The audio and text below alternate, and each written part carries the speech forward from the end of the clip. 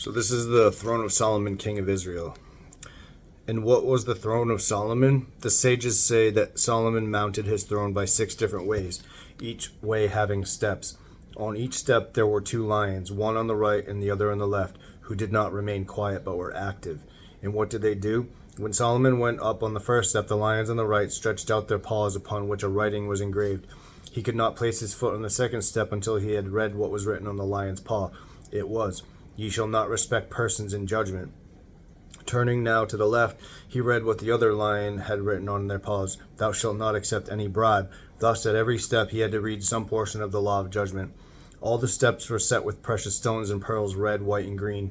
Kinds of trees and species of palm trees were fixed on both sides of each step, and upon their branches there nestled all kinds of eagles, peacocks, and birds.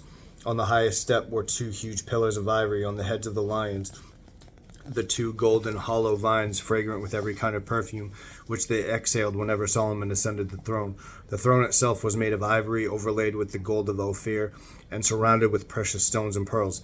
On either side of the throne a golden seat of honor was placed, one for Gad the seer, the other for Nathan the prophet, and 70 other seats of gold for the 70 judges of the Sanhedrin formed a circle around the central throne. In front of it was a lamp of gold, with its snuffers and censers and other appurtenances. And on one side of the lamp were seen in sculptured work the 7 patriarchs of the world, Adam, Noah, Shem, Abraham, Isaac, Jacob, and Job, while on the other side were the 7 pious men of the world, Kehath, Amram, Moses, Aaron, Eldad, Medad, and Hur. And on the top the form of a priest was seen kindling the light. On the steps approaching the throne were placed as many unclean animals as clean, all facing each other. On the first step, the ox was placed opposite the lion. On the second, the goat opposite the wolf. The third one is missing, it says.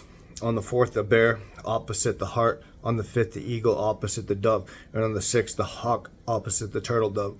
The ascent to the throne was made between these animals. As soon as Solomon placed his foot on the first step, he turned around, and the lion immediately stretched out its paw on the right, and the eagle its talon on the left. Upon these he leaned and was spared the trouble of ascending himself, because the same thing was done by the different animals and birds on each, until he arrived at the top. Then all the birds of every species began to chirp and sing, and the peacocks to shriek, and all the trees emanated their fragrant perfumes. A serpent of gold then encircled him, and having seated him upon his throne, crept down beneath his feet.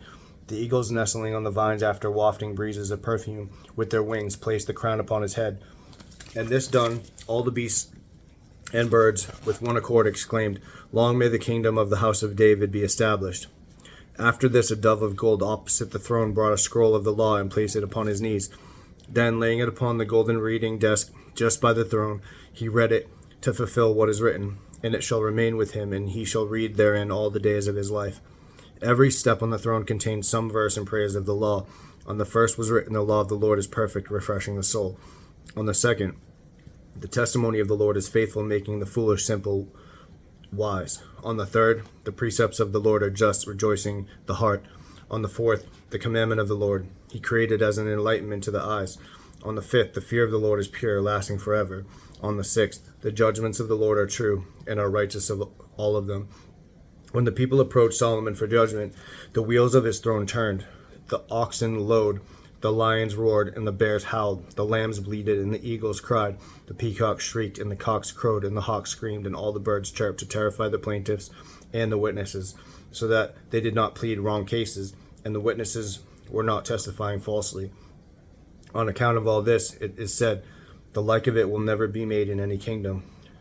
When Ahasuerus was king, he tried for 3 years to have the throne made like that of Solomon, but in vain. And that's the end of the throne of Solomon.